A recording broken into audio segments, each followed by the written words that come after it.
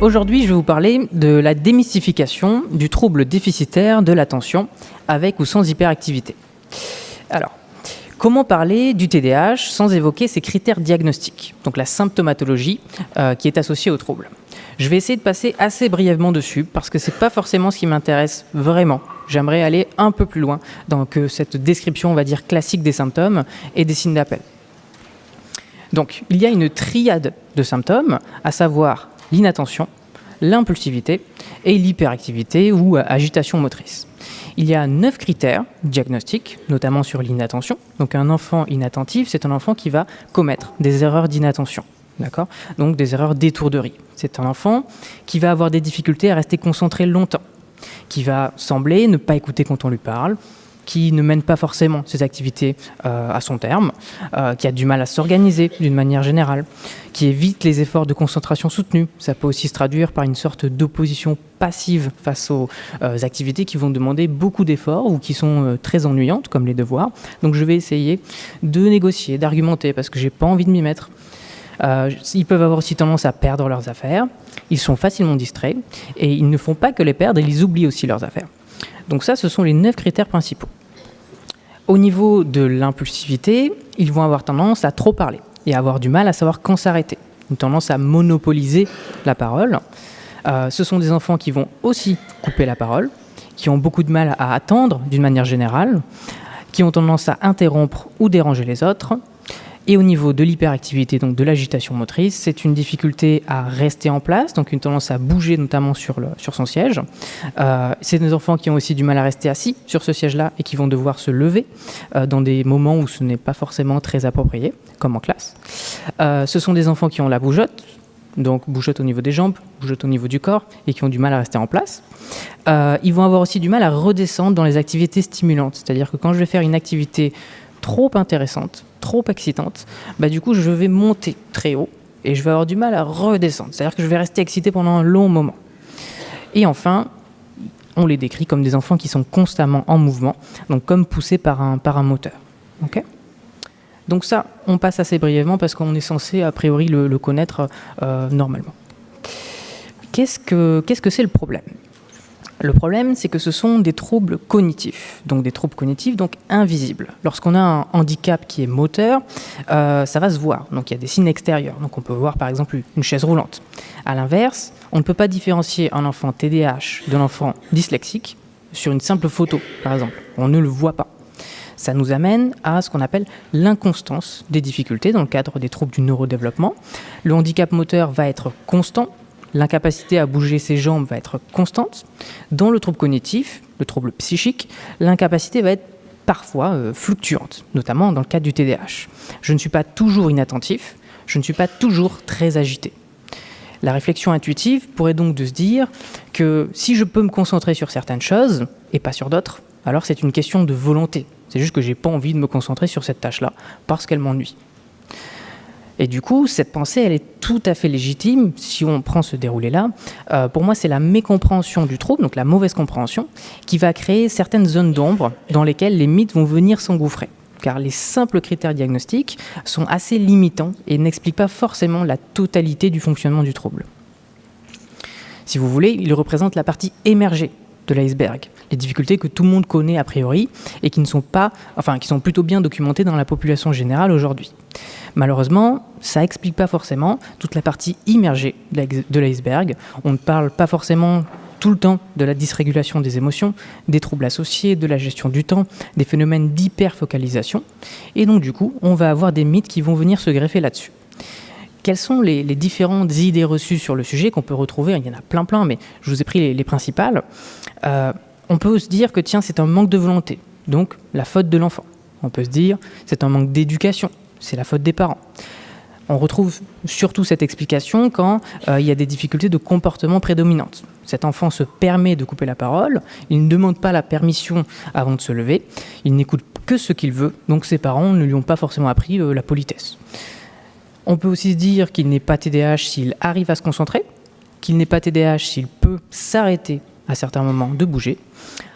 Et encore, on peut se dire, ce serait la faute des écrans.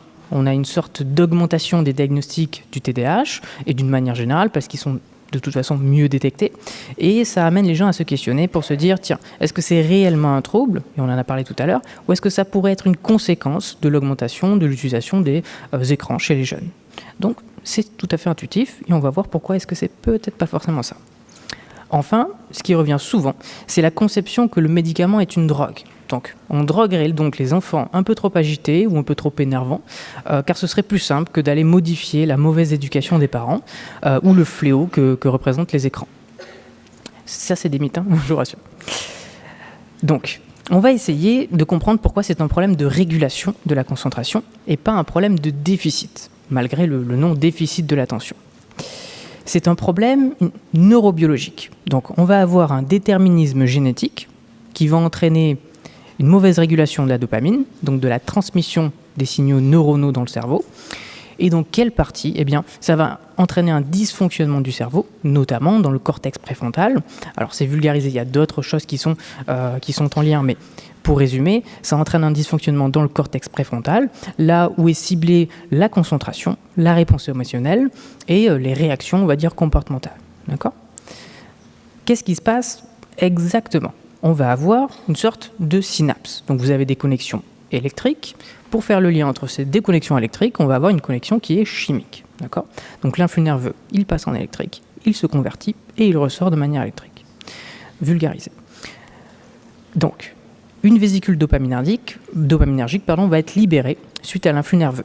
Une partie des neurotransmetteurs vont aller se fixer sur les récepteurs du neurone postsynaptique pour permettre à l'influx nerveux de se poursuivre. Une autre petite partie de la dopamine va être dégradée, mais une grande partie de... Ah, ça s'est coupé ? Non, c'est bon.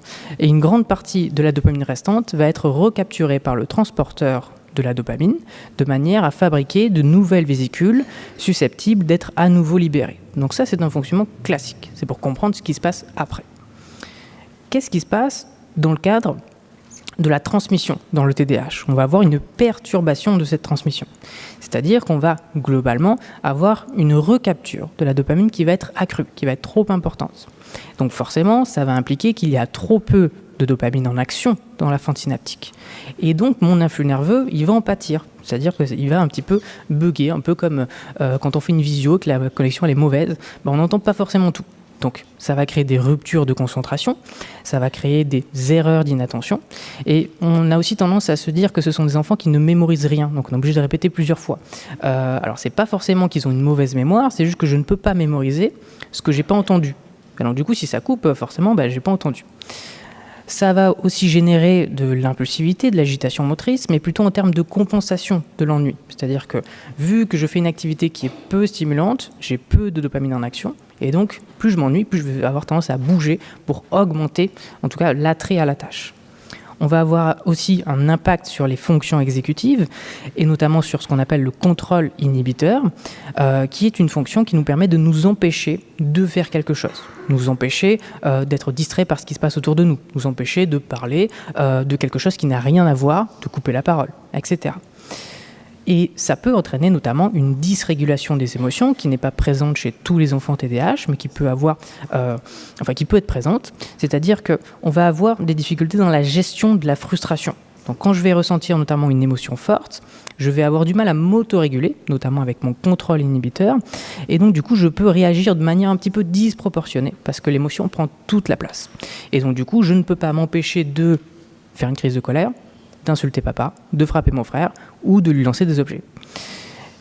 Qu'est-ce qui peut venir se greffer du coup là-dessus quand on en arrive sur des comportements aussi importants ?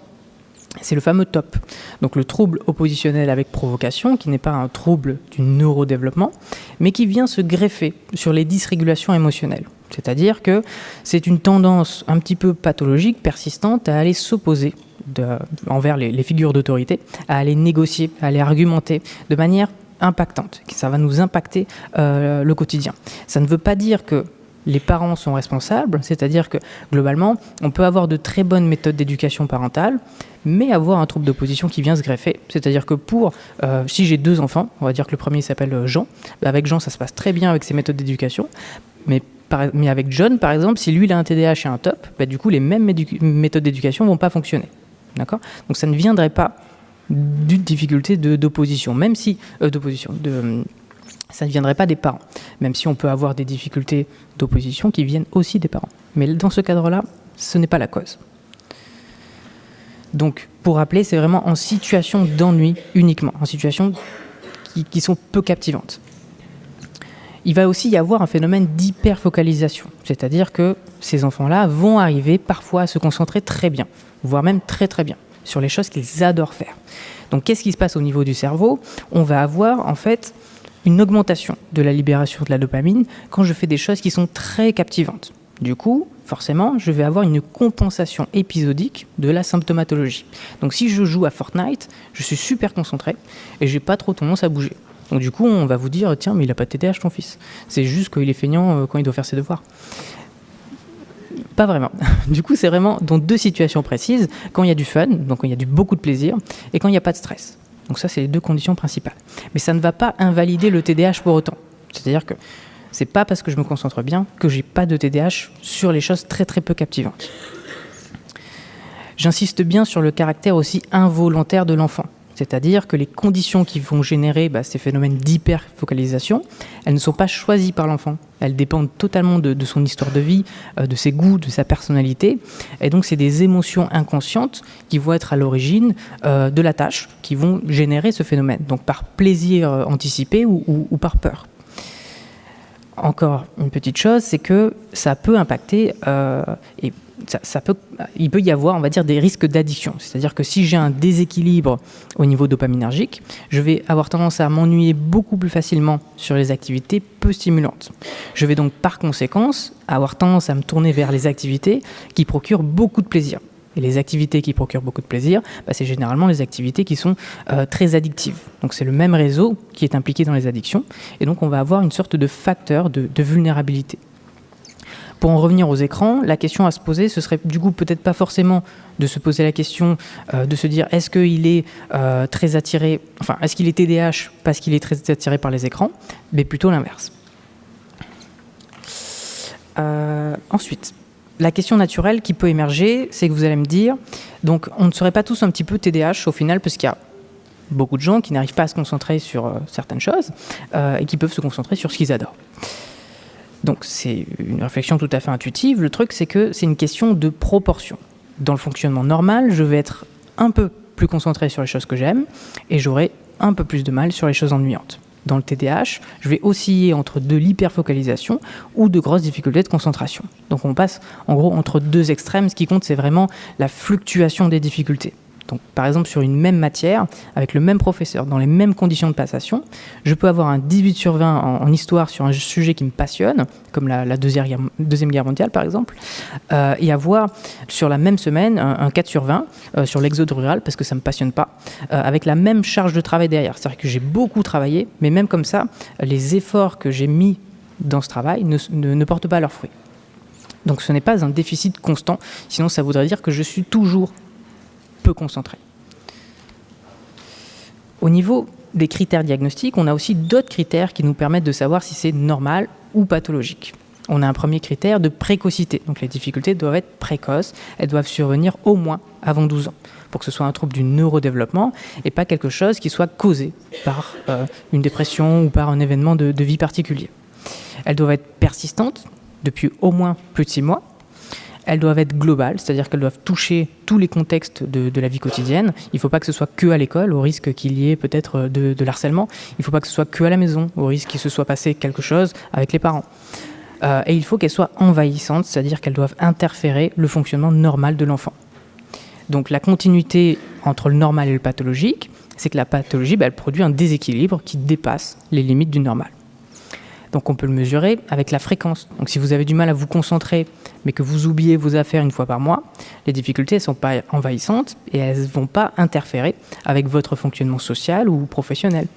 À l'inverse, si ça impacte la relation que vous avez avec vos amis, parce que vous avez tendance à monopoliser la conversation et qu'ils ne peuvent pas du tout en placer une, là, les difficultés commencent à devenir un peu plus impactantes sur chacun des critères qu'on a vus au début.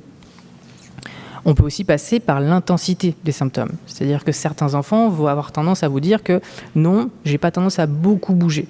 Par contre, quand on leur demande si c'est compliqué ou non de ne pas bouger, là oui, c'est très, très, très, très, très compliqué. d'accord ? Et ça peut créer même une sorte de fatigabilité quand on rentre le soir. Encore une fois, on pourrait me dire, tiens, mais c'est normal qu'un enfant de 8 ans soit pas trop concentré, qu'il ait tendance à décrocher assez souvent, parce que c'est un enfant qui est jeune. Okay ? Ce qui compte, c'est la comparaison par rapport à son âge et par rapport à son niveau intellectuel. Donc vous avez la petite courbe, plus il y a de gens sous la courbe, plus la courbe va avoir tendance à monter. D'accord ? Sur un test de 5 minutes, par exemple, un test neuropsy, vous devez appuyer sur un bouton rouge quand vous entendez rouge. Et c'est tout. Il n'y a rien de plus compliqué que ça. D'accord ? Donc si l'enfant de 8 ans va décrocher à 3 reprises, ce qui nous paraît quand même beaucoup, donc il ne va pas appuyer sur le bouton parce qu'il n'a tout simplement pas entendu. Donc c'est pas qu'il n'a pas mémorisé, c'est juste qu'il n'a pas appuyé parce qu'il n'a pas entendu qu'il décrochait. Donc s'il décroche 3 fois à 8 ans, c'est normal. Maintenant, s'il se met à décrocher à 8 reprises, là effectivement on voit que ça se décale par rapport à la moyenne et on peut effectivement se poser la question de est-ce qu'il y a un trouble ? Est-ce qu'il y a un facteur confondant ? Qu'est-ce qui se passe à la maison ? Qu'est-ce qui se passe à l'école ?